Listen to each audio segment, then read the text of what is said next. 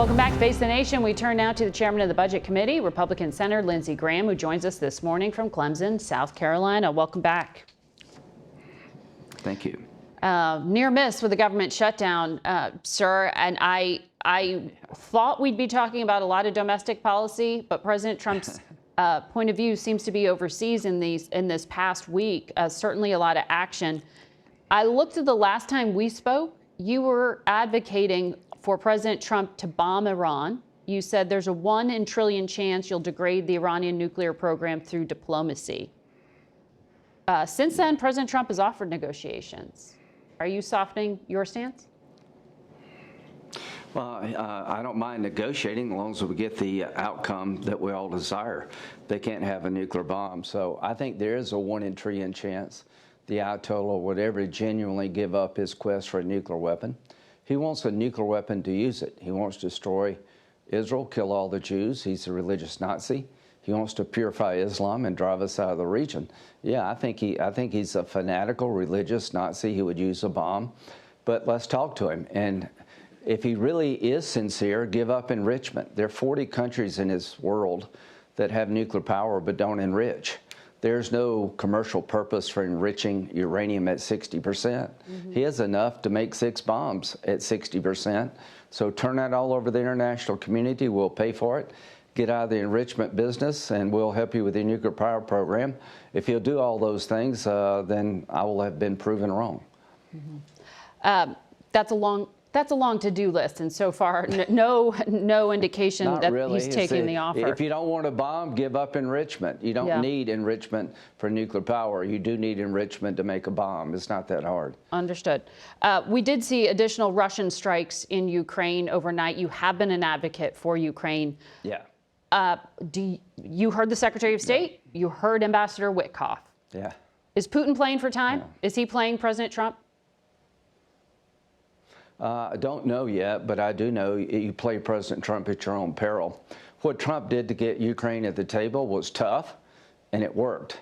So if Putin is sincere about wanting peace, accept the ceasefire on the same terms as Ukraine and quit trying to mix the two, ceasefire and peace deal. What I would advise the Trump administration to do is to tell Putin, are you going to accept the ceasefire on the same terms as Ukraine or not? If you're not, go back to maximum pressure. I have legislation that will overwhelmingly pass the United States Senate that will crush the Russian economy, and I'm willing to move forward if I have to. But we're talking about ceasefire, and we're talking about peace. We weren't talking about that in the last administration. But to me, Putin's a predator. The best way to judge Putin is not in a 3-hour meeting, but 30 years of action. And I see no indication that he's going to stop being a predator against Ukraine until the pain is too large. If he refuses to cease fire, that tells me all I need to know. Do you have any reason to believe that President Trump would sign the legislation you say you can use to put more sanctions on Russia? Because he hasn't put more sanctions on Russia in a significant way at all. I think he's waiting to see what kind of response he gets from the discussions that Witkoff have, who I like Steve, and I'm glad he's doing what he's doing. I think Trump's going to talk to Putin this week. You can't solve a problem until you talk to the person who's creating the problem, and the problem is Putin. He's a predator toward Ukraine and the region at large. I hope President Trump can convince Putin to go to the peace table, to engage in ceasefire, and to find a win-win solution for both countries to stop the killing.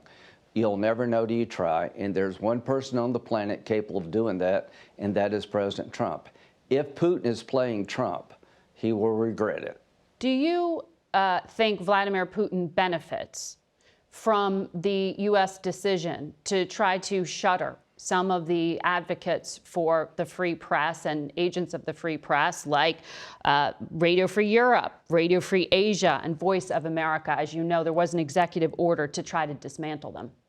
Yeah, I don't know what value these ideas have in the 21st century. At the end of the day, I'll look and evaluate where the Voice of America really is. Radio Free Europe, I know it made a difference in the Cold War. People told us that. So that's something to consider. Is it still worth the price? But I like the idea of putting bad guys on their back foot and giving people hope. you had been an advocate for soft power. I want to ask you about what's happening here at home.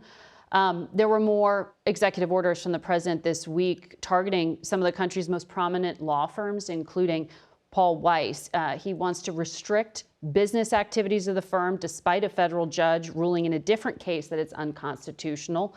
The president suspended security clearances at the firm. He stripped clearances from lawyers over at Covington and Burling as well because they were involved in representing former special counsel Jack Smith. Do you support this? Yeah, I think all of these things. I think Jack Smith was politically motivated. I think the Russian hoax, a lot of people should have gone to jail and they didn't. I think the idea that President Trump was an agent of Russia was manufactured. The Steele dossier was based on lies and falsehoods coming from a source that said he never meant it to be used in the fashion it was used. I think Jack Smith's effort to prosecute President Trump for January 6th was politically motivated, and people who engage in trying to destroy President Trump, I don't mind him going after them in a lawful way. I don't mind. Is this lawful? You know, when Biden is this good for the U.S. legal system, I think so. Senator? Because the president's trying to use government power to punish private business because he didn't like some of the work they had been doing. Private business aided government power in a fashion to destroy Donald Trump's life. You know, on our side, nobody in your world gets it, but our people believe that the Justice Department was used as a weapon to destroy Trump's campaign and his business interests and to ruin his family, that they made up bogus charges and they proceeded in a fashion that was designed to destroy him politically and personally. I believe that. If these people involved pay a price, they got nobody but themselves to blame. That's but these what I are believe. lawyers working on cases that you're making it sound like the work that they take on is somehow part of a conspiracy and they should be punished for it. Yeah, I think these law firms were pushing legal theories that, to me, were designed for political outcomes more than legal outcomes. You know, we can have a debate about, you know, holding a lawyer accountable for his client's actions. I generally don't like that. But these law That's firms, what this sounds and like. Jack Smith using the power of government, incorporating these law firms, in my view, were trying to disrupt and take down the Republican nominee for president. That this was an orchestrated effort, and Biden only regretted they didn't do it sooner. So it was politically motivated, and everybody with their fingerprints on it, I hope they pay a price. Senator, I know since you're on the Judiciary Committee, my answer is not going to change. And have that oversight. It's important to get your point of view, but I got to leave it there for today. We'll be right back. We're joined now by Michigan Democratic Congresswoman Debbie Dingell. Good to have you here, and happy early St. Patrick's Day. Top of the morning to you. Congresswoman, I want to talk about the impact of these tariffs and potential tariffs because you're from the manufacturing hub of Michigan.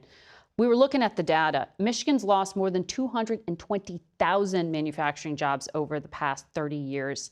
The vice president was out in Michigan this week. He says this entire Trump strategy is about industrial resurgence. Is that landing where you live? So I'm somebody that answers this differently than many. I believe that tariffs are a tool in the toolbox. And if you recall, I said Donald Trump would win in 2016, and nobody believed me, and I was right. And it was one issue. It was trade. NAFTA was one of the worst pieces of trade legislation in the history of this country. It sent tons of jobs overseas. And President Trump came in, I worked with him, we renegotiated it, we have USMCA. The way that the tariffs are being done now is, it's made a ping pong ball of the auto industry. I think they're a tool that we can look at. We need to be using them against China, but I think they're being selectively applied. The domestic auto companies are complying with USMCA. There's no way that in a month's time, when they have such an integrated inventory and production plans where a part will go over the border several times to make the changes that need to happen. So I want to work with this administration. I think the 25% tariffs are too high. They're placing an unfair burden. The autos are a ping pong ball in a big war. I want to bring manufacturing home. I want to bring supply chains home. We need an industrial policy. Tariffs are part of it. Let's just do it in a way that lets everybody plan for it. The automakers, the big three, called President Trump. That was partly how this April 2nd push off of some of these tariffs happened, their persuasion. Do you have any idea how long it would take to build the kind of plants and to bring all the manufacturing home like President Trump is asking of them? So if everything were to go right, which, like in this world, does anything ever go right? It's going to take 2 to 3 years. Our suppliers also, there are many, and by the way, we need to immediately renegotiate USMCA. It's time to look at it. And I think we need to be treating Mexico and Canada as different trading partners. You support this idea of Secretary Rubio was basically saying bilateral, not North America. Canada would never let China build a plant in China and then market it as a North American vehicle. And we need to make sure that that never happens. I'm totally on board on that. But right now, as we're talking about the aluminum and the steel tariffs, 60% of aluminum in this country that's being used is coming in from Canada. You take a 25% tariff on that, the profit on automobiles is very small. It's not a big, the companies just can't eat that. Right. But we got to figure it out. I am not against trade policy. We just have to do it in a way that doesn't, I don't believe Donald Trump wants to destroy the domestic auto industry. I think we all got to work together to keep the domestic auto industry strong.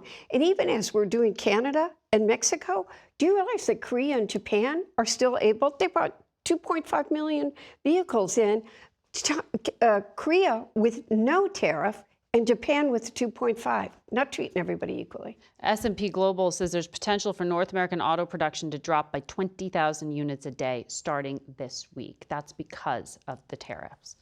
So it's having all companies need certainty. Automobiles need certainty. They need to not be a ping pong ball. Are you talking to the Commerce Secretary or the Trade Representative? Is there any conversation? I have not talked to the Commerce Secretary. I've talked to Bob Lighthouser, who I worked very closely with. The former advisor. The former trade advisor. And I worked very closely with President Trump I said he would win. Democrats did a lousy job on trade. Speaking of Democrats and their performance, I want to ask you, what happened this past week? We came near a shutdown. Ultimately, Democrats in the Senate did vote with Republicans on this short-term funding deal. Senator Murphy of Connecticut was on another network this morning, and he said it would have been a risk to shut down the government, but it was probably worth taking. You know, do you agree? Well, in the House, we were almost united save one, and there were very strong feelings in the House about what people thought that the Senate should do. But the Senate leader, Chuck Schumer, would say you were able to do that because there was wiggle room on votes. The Republicans I think voted he sent out mixed signals. I think if Schumer did. Senator Schumer sent out mixed signals, and I talked to a lot of labor last week. AFGE, whose employees were going to be impacted the most, were very torn about what to do because concerned about their employees, who I'm meeting with daily when I'm out there, came out against supporting it because they felt like they were already being harmed. There was already just a license for DOJ to go ahead and do whatever it wants. They're not, including Congress, not abiding with it. People are being hurt. But Margaret, people are angry. We got to move on. Reconciliation is coming up. We have got to be united as Democrats in making sure reconciliation, and we protect people from having their health care cut, Medicaid cut, Social Security cut, or Medicare cut in any way, shape, or form. Can Leader Jeffries actually maintain that kind of unity in the House? He showed you that he could do it last week. And I can tell you that I don't think anybody has been home. If you're home, my town halls look like a Republican town hall. I'm not taking it personally. People are scared. They want to see us do something. You mean people are shouting, people are angry, people are upset? They want to see Democrats fighting back, and they're really scared about what's going to happen to them, particularly on seniors. And I went to my asthma doctor, and a woman in a wheelchair with her child started crying with me in the hospital. What are you going to do so my child can still come here? Congresswoman, thank you. We'll have to leave it there for today. We'll be back in a moment. We go now to the Democratic governor of Maryland, Wes Moore, who joins us this morning from Annapolis. Welcome back to Face the Nation. Thank you. Great to be back. So you have in your state the Port of Baltimore, one of the country's largest ports.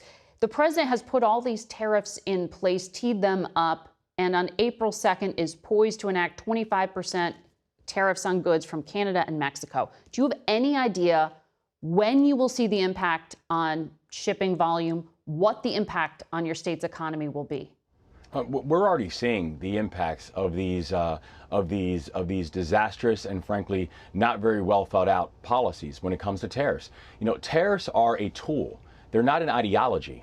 But this administration is using it like an ideology. And so while these decisions are being made not with us, they're being made to us. We're already seeing how this is going to have a significant impact on the Port of Baltimore. It is also seeing how the tariff policies are having disastrous impacts on our farmers over in the Eastern Shore, and our chicken farmers in the Eastern Shore. This lack of predictability, this erratic behavior, and the indecisive decision making that's being made is already having very real impact on cost. It's having very real impact on our businesses and our small businesses. It's having a very real impact on our economic engines and American competitiveness as well as our national security. And so these are the type of things, this erratic behavior is the things that people were concerned about, and we are now seeing in real time in our states. So your state was one of 20 that decided to legally challenge the Trump administration on the decision to dismiss 1,300 workers at the Education Department. I'm wondering, as you sit there, how do you choose which issues to fight legally? And is litigation the Democrats' only tool here?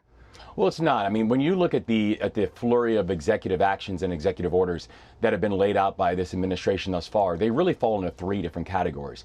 It's either ineffective, it is performative, or it is illegal. Right? Those are the three buckets that all of these executive actions are falling under. And the ones that are illegal, we are going to take legal action to make sure that there are legal consequences for making these decisions that, frankly, the President of the United States does not have the authority to make unilaterally. And so when we talk about the different tools that we have just in this past week alone, you know, I signed executive action and executive orders focusing on supporting law enforcement and our police officers and our firefighters and giving them pay raises, because on the federal side, we've seen continued attacks on our public servants and our law enforcement and the cutting of first responders like FEMA. On Friday, President Trump went to the Justice Department, and while he was there, he said that the FBI headquarters will no longer be moved from Washington, D.C. out to the state of Maryland. He called Maryland a liberal state, and he said he's going to stop it. I know your office thought this was going to bring in 7,500 new jobs. Have you reached out to the White House to try to persuade them not to take it away? Here's the ironic thing about it is I found out about that announcement from the president via the news. That goes to show the level of partnership that this administration that they have and they would like from our nation's governors and from our nation's chief executives.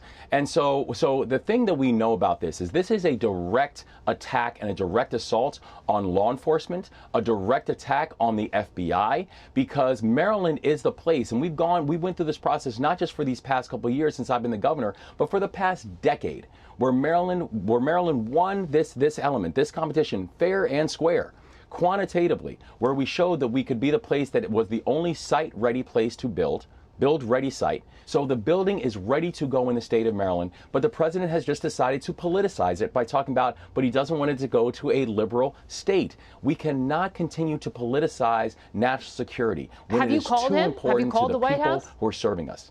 We've tried calling the White House before, and there's no response. And frankly, it just highlights the fact that, again, I found out about this announcement via news break. I did not find out about this announcement from the White House. But did I believe the announcement? Yeah. Well, I believe that the president thinks he has the authority to do this. But I also think that falls into line of a collection of other things that the president does not have the authority to do. Congress is the one who actually allocates the capital towards where federal agencies are going to go. And so I believe the president of the United States thinks that he can do this. But there's one thing that I know, and I say this on a Sunday morning. I know there is a King of Kings and a Lord of Lords, and I know he does not live in the White House. I want to ask you about a speech you gave last night. You represented your party at the Gridiron Dinner, an annual gathering of journalists here, and you dedicated your remarks to federal workers. You said there was dignity in the work that they do. You also spoke about your party, though, and the struggles that it is having. You said Democrats used to be the cool ones.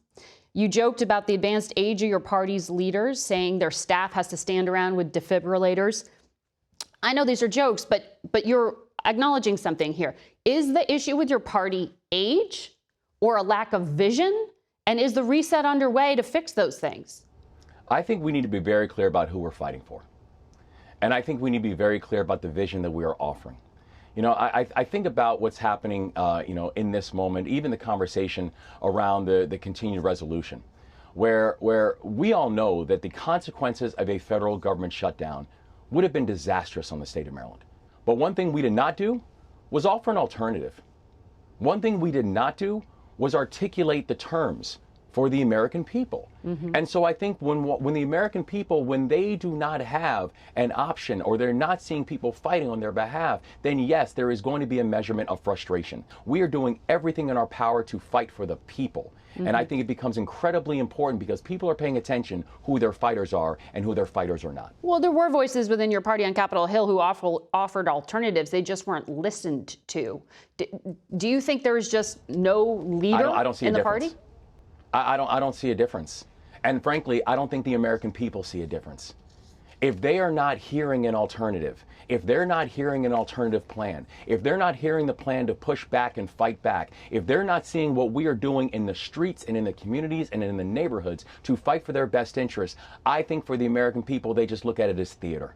Mm-hmm. And that is the frustrating thing. The performative politics, people are done and they're exhausted by it. They just want to see results. And that's exactly what we're trying to provide here in the state of Maryland. Governor Moore, thank you for your time this morning. Thank you. We'll be right back. That's it for us today. Thank you for watching. Until next week. For Face the Nation, I'm Margaret Brennan.